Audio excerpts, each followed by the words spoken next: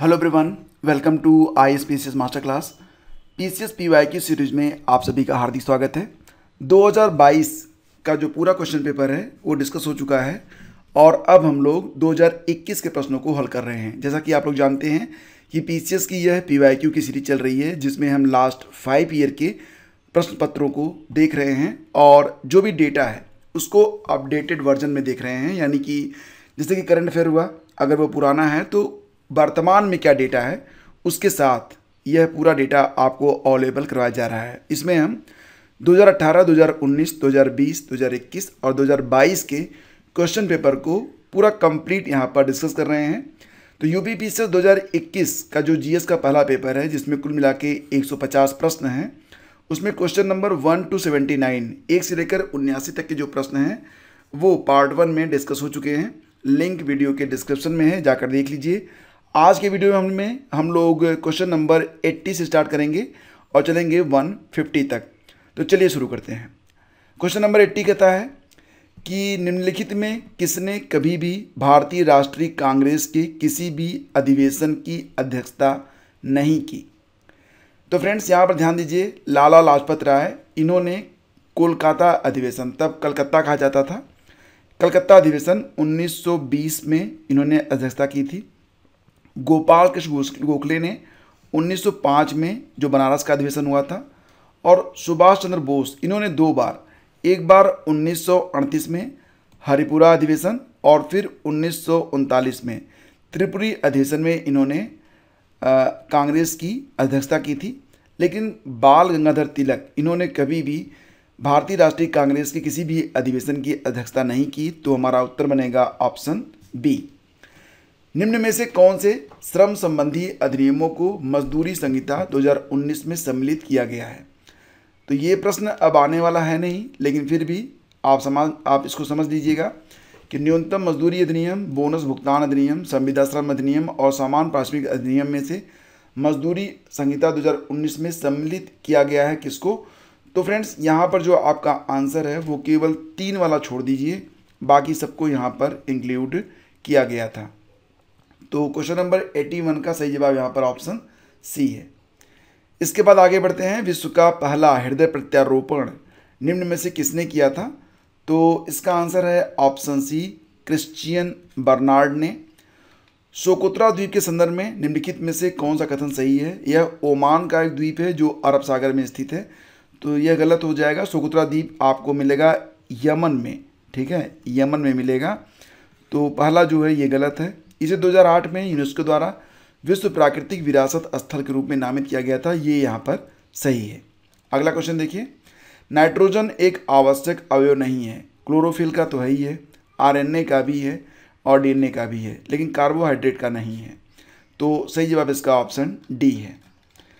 Nobel पुरस्कार विजेता अमर्त्य सेन द्वारा लिखित निम्नलिखित में से कौन सी पुस्तक जुलाई 2021 में प्रकाशित की गई थी। तो फ्रेंड्स इसका जो आंसर है बताइए। तो ये किताब थी होम इन द वर्ल्ड, यानी कि ऑप्शन सी। सातवाहन शासकों के संदर्भ में निम्न कथनों में से कौन सा कथन सत्य है। सातवाहन नरेश प्राकृत भाषा के पोषक थे और सातवाहन काल में कला के लोक पक्ष को अधिक प्रोत्साहन मिला। दोनों कथन यहाँ पर सही हैं, तो यहाँ पर ऑप्शन बी आपका उत्तर होगा। भारत के वित्त आयोग का प्राथमिक कर्तव्य, भारत का जो वित्त आयोग है इसका वर्णन अनुच्छेद 280 में मिलता है। इसका जो प्राथमिक कर्तव्य है वो है ऑप्शन ए, ठीक है, संघ और राज्यों के मध्य कर राजस्व के वितरण हेतु सिफारिश देना। स्टैच्यू ऑफ पीस भारत के गुजरात राज्य में स्थित है, केवड़िया में, आप जानते ही हैं, सरदार वल्लभ भाई पटेल की 182 मीटर ऊंची प्रतिमा। शीत प्रकोष्ठ में फल भंडारण दीर्घ भंडारण जीवन देता है क्योंकि श्वसन दर में ह्रास हो जाता है। अगला क्वेश्चन होगा, निम्नलिखित में से 1926 ईस्वी में गठित नौजवान सभा का प्रारंभिक सदस्य कौन नहीं था। तो 1926 में जो नौजवान सभा बनाई गई उसमें भगत सिंह जी थे, यशपाल जी थे, छबिलदास भी थे, लेकिन अंबिका चक्रवर्ती इसमें शामिल नहीं थे। तो यही हमारा आंसर है। द क्लॉक इज टिकिंग निम्नलिखित में से किस दिवस की थीम है। तो जैसा कि आप जानते हैं विश्व टीबी दिवस 2021 की थीम है। तो लेटेस्ट जो आंकड़े हैं वो भी आप जानते रहिए। यहाँ पर देखेंगे अगर आप, तो प्रतिवर्ष विश्व टीबी दिवस कब मनाया जाता है? 24 मार्च को मनाया जाता है। और 2023 में इसकी थीम है yes we can end TB 2023। ठीक है, तो ये 2023 वाला मत जोड़ना, बस इतना ही रहेगा, yes we can end TB, ये थीम है 2023 के लिए। सुगम्य भारत अभियान चलाया गया था दिव्यांग व्यक्तियों के लिए ताकि वो आसानी से यात्राएं कर सकें। कौन सा विधेयक राज्यसभा में प्रथम बार प्रस्तावित नहीं किया जा सकता है? तो इसका आंसर क्या बनेगा फ्रेंड्स? देखो फ्रेंड्स, इसका जो आंसर है वो ऑप्शन डी है, धन विधेयक। ठीक है, और 2050 के लिए नेट जीरो लक्ष्य के संदर्भ में कौन से कथन सही हैं? तो इसका अभिप्राय है कि देश को 2050 तक उसके उत्सर्जन को शून्य तक नीचे लाना है। ये कभी भी नहीं हो पाएगा क्योंकि उत्सर्जन तो होता रहेगा। अच्छा, उत्सर्जन जितना हो रहा है उसको डाइल्यूट कर दिया जाए, यही इसका लक्ष्य होता है। मतलब इसका मतलब है अभिप्राय कि किसी देश के उत्सर्जन की क्षतिपूर्ति वातावरण से, ग्रीन हाउस गैसों का निराकरण और अवशोषण से। तो केवल दूसरा विकल्प यहाँ पर सही है, विकल्प बी इसका आंसर रहेगा। राजा रणजीत सिंह ने किस स्थान पर अदालत ए आला की स्थापना की थी? तो इसका आंसर बनेगा लाहौर में, ऑप्शन बी इसका करेक्ट है। नीचे दो कथन दिए गए हैं, अभिकथन देखते हैं। वित्त आयोग के अध्यक्ष व सदस्यों की योग्यताओं का निर्धारण भारत का राष्ट्रपति करता है। तो अध्यक्ष और सदस्यों की योग्यताओं का निर्धारण ये संसद करेगी, न कि राष्ट्रपति। तो ये गलत है। अध्यक्ष व सदस्यों की नियुक्ति भारत के राष्ट्रपति के द्वारा होती है, ये सही है। तो केवल कारण सही है, कथन गलत है। मतलब आपका जो डी ऑप्शन है ये उत्तर बनेगा। उत्तर प्रदेश मुख्यमंत्री स्वरोजगार योजना 2021 के लिए पंजीकरण आवेदन पत्र भरने से पूर्व निम्नलिखित में से कौन सा पात्रता का मानदंड नहीं है? तो देखो ये प्रश्न आएगा नहीं, लेकिन फिर भी इसमें ये था कि भारत की किसी भी राज्य के नागरिक, भैया यूपी की सरकार है तो सबको थोड़े देगी। ठीक है, उत्तर प्रदेश का निम्नलिखित में से कौन सा जिला क्षेत्रफल की दृष्टि से सबसे छोटा है? तो इसका उत्तर ऑप्शन डी माना है आयोग ने। और गोलकनाथ विवाद, ये गोलकनाथ बनाम पंजाब राज्य, ये प्रकरण 1967 का है। केशवानंद भारती बनाम केरल राज्य, यह प्रकरण 1973 का है।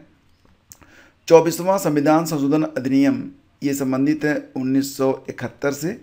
और 42वां संविधान संशोधन अधिनियम यह 1976 में।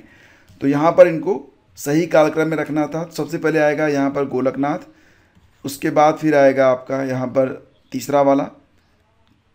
ठीक है, ये दूसरा विकल्प बनेगा, फिर यहाँ पर तीसरा ये बनेगा, इसी प्रकार से समान। तो इसका उत्तर क्या बनेगा?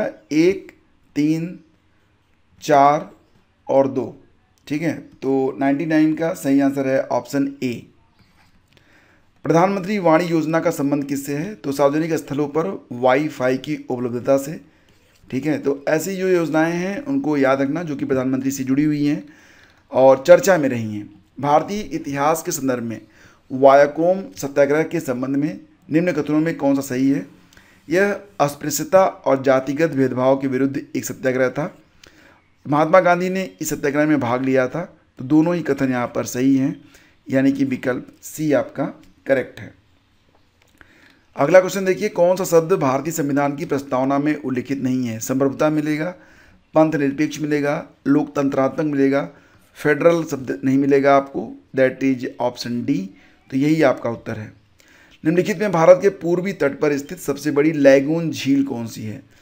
तो बात क्या हो रही है? पूर्वी तट पर स्थित सबसे बड़ी लैगून झील कौन सी है? तो फ्रेंड्स इसका आंसर बनेगा चिल्का लेक, यानी कि ऑप्शन बी करेक्ट है। 103 का क्वेश्चन नंबर जो है उसका बी ऑप्शन सही है। अब बात करते हैं 2021 में Oscar award for the best motion picture का पुरस्कार जीतने वाली नोमैडलैंड का निर्देशन। तो फिलहाल अब यहाँ पर जैसा कि आप लोग जान रहे हैं कि अभी हाल ही में 95 नंबर का 95वां जो ऑस्कर है वो भी दिया जा चुका है। तो इस बार जो बेस्ट फिल्म चुनी गई है वो कौन सी फिल्म थी? Everything everywhere all at once. Everything everywhere all at once, जिसके डायरेक्टर कौन है? डी क्वान और डी स्कैनर्ड। तो इस बार प्रश्न अगर आएगा तो इसी प्रकार से आएगा। फिलहाल आप लोग एक काम करिएगा कि ऑस्कर को एक बार पढ़ लीजिएगा और इस पर एक वीडियो मैं आपको बना के दे देता हूँ। 5 मिनट का वीडियो होगा, ज़रूर देख लीजिएगा। 2019-20 में निम्नलिखित देशों में से किससे भारत का व्यापार शेष अधिक के सर्वाधिक रहा है? तो देखो फ्रेंड्स, ये डेटा 2022 के लिए भी बिल्कुल करेक्ट है और ये है यूएसए। तो ऑप्शन ए यहाँ पर करेक्ट है। ठीक है, चाइना तीसरे नंबर पर पहुँच गया है, ये भी याद रखना। उत्तर प्रदेश के राज्य लोक सेवा आयोग के कार्यों का विस्तार किया जा सकता है, तो उत्तर प्रदेश विधानमंडल के द्वारा। सूची 1 को सूची 2 से सम्मिलित करिए। रागमाला, ये लिखा है पुंडरीक विट्ठल ने। रस कौमुदी श्रीकंठ की। राग विबोध, यह वेंकट रमन। चतुर्दंडी प्रकाशिका सोमनाथ की रचना है। तो ए का 3, बी का 4 और सी का 1, ए का 3, बी का 4, सी का 1 और डी का 2, ये इसका ऑप्शन है, मतलब आपका विकल्प ए सही होगा यहाँ पर। एलपीजी का मुख्य अवयव होता है ब्यूटेन, ऑप्शन सी सही है, यही आयोग ने सही माना है। कौन सा आर्थिक विकास का प्रमुख कारक नहीं है?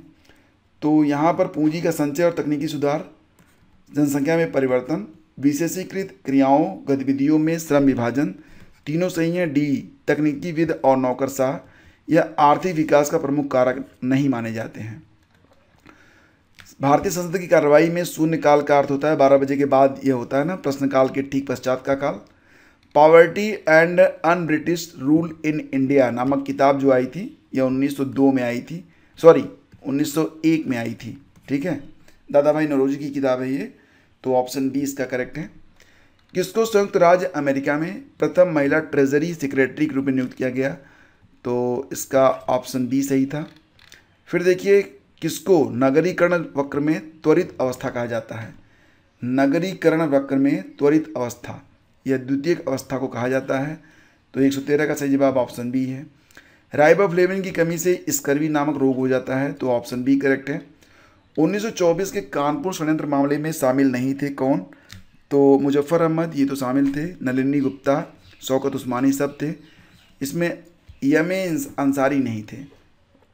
भारत सरकार के संस्कृति मंत्रालय ने आज़ादी का अमृत महोत्सव के एक अंग के रूप में जून 2021 में शहीद राम प्रसाद बिस्मिल की जयंती उत्तर प्रदेश में, फिलहाल ये प्रासंगिक नहीं है इस साल के लिए, लेकिन ये मनाया गया था शाहजहांपुर में।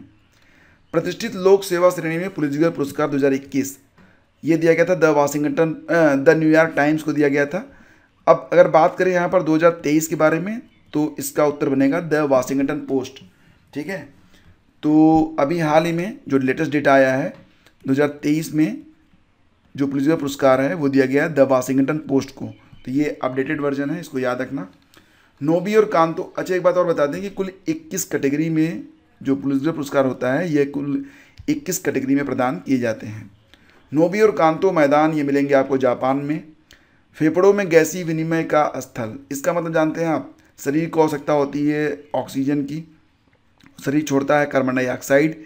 ये काम कहाँ पर होता है? तो यह होता है अल्वियोली में। इसको ऑप्शन डी ये इसका उत्तर रहेगा, तो इसको समझिएगा आप लोग। कौन सा एक युग में सही सुमेलित नहीं है?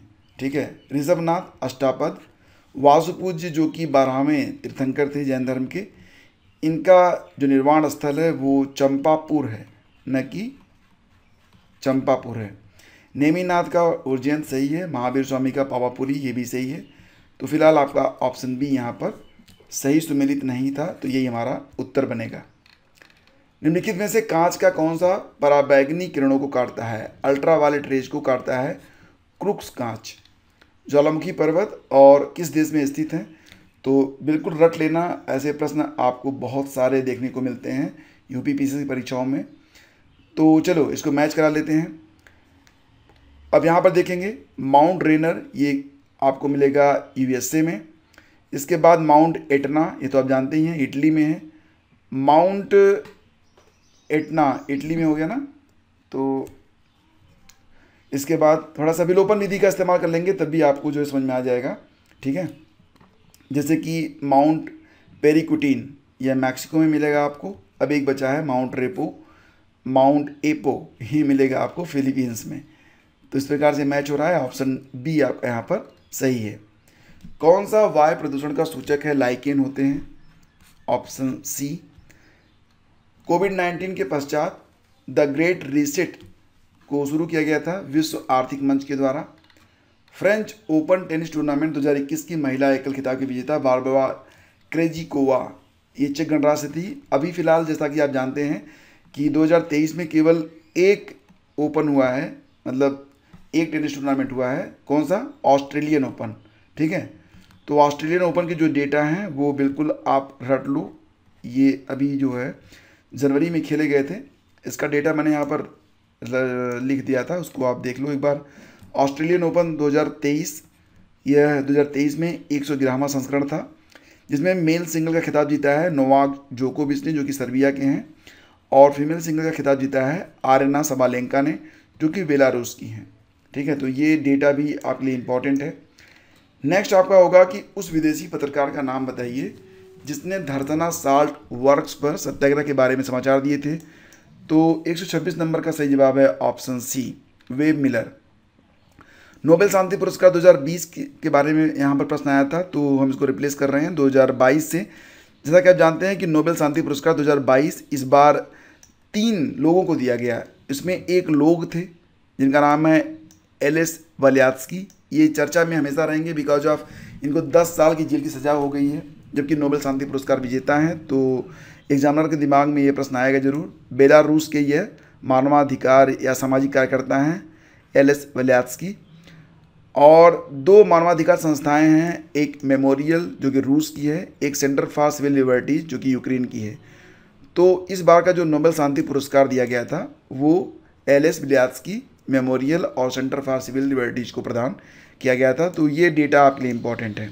खास तौर से देखो, 2 नोबेल पुरस्कारों में 2 चीज़ें ज़्यादा इंपॉर्टेंट रहती हैं, एक तो अर्थशास्त्र वाला और एक नोबेल शांति वाला। यही प्रश्न ज़्यादातर पूछता है यूपीपीएससी। अभिकथन देखते हैं। सरकार को अवरुद्ध मुद्रा स्फीति से निपटने के लिए कठिन समय का सामना करना पड़ता है। यह स्थिति पर्यावरण में आपूर्ति अड़चन तथा अक्षम वितरण जैसे अभावों के कारण होती है। तो फिलहाल ऑप्शन ए आपका आंसर है। और कौन सा सही सुमेलित नहीं है, तो चलो देखते हैं कौन सा सही सुमेलित नहीं है। हुंडरू प्रपात सुवर्णरेखा नदी पर है, चचाई प्रपात बीहड़ नदी पर है, धुआंधार प्रपात यह नर्मदा नदी पर है, बूढ़ा घाघ प्रपात यह कांची नदी पर नहीं है। देखो फ्रेंड्स, कोयल नदी एक बहती है, कहाँ पर? झारखंड में। ठीक है, और उसकी एक सहायक नदी है जिसको बूढ़ी नदी कहते हैं। तो बूढ़ी नदी पर ही यह बूढ़ा घाघ प्रपात स्थित है और यह झारखंड में स्थित है। तो ऑप्शन डी हमारा उत्तर बनेगा। कौन सी आयोग या समिति की सिफारिश पर भारत में अंतर्राज्य परिषद की स्थापना की गई? इसका आंसर है सरकारी आयोग। एशियाटिक सोसाइटी या बंगाल का संस्थापक यह कौन थे? तो इसका आंसर है sir William Jones. Next question आपका होगा, निम्नलिखित राज्यों के गठन पर विचार कीजिए और इन्हें कालानुक्रम में व्यवस्थित करिए। तो गोवा की स्थापना कब हुई थी? 2014 में हुई। 1987 में हुई थी गोवा की स्थापना, 1987 में। तेलंगाना 2014 में गठित हुआ। झारखंड के बारे में बात करें तो ये 2000 में, और हरियाणा ये 1966 में। तो इसका सही कालानुक्रम आपको पता चल गया होगा। आगे बढ़ते हैं। देखो, ये कथन है, दूसरा कारण है, उसको देख लीजिए। पारिस्थितिकी तंत्र के विविध अवयव आपस में एक दूसरे पर निर्भर नहीं हैं। भैया सब निर्भर है। ठीक है, तो ये कथन जो है गलत हो जाएगा। मानव क्रियाओं से वातावरण प्रभावित होता है, तो बिल्कुल होता है, लेकिन तो केवल कारण ही सही होगा, कथन तो गलत हो गया। मतलब उत्तर देंगे हम क्या? ऑप्शन डी देंगे। कौन सा द्वीप कैरेबियन सागर में अवस्थित नहीं है? तो मडीरा द्वीप, यह पुर्तगाल में मिलेगा आपको, बाकी सब कैरेबियन सागर में ही मिलेंगे आपको। खीरे को काट कर डाला जाता है तो ऑस्मोसिस होता है उसमें, जिसकी वजह से पानी निकलता है, तो इसको क्या कहते हैं हिंदी में? परासरण। अंग्रेजी में क्या कहते हैं? ऑस्मोसिस।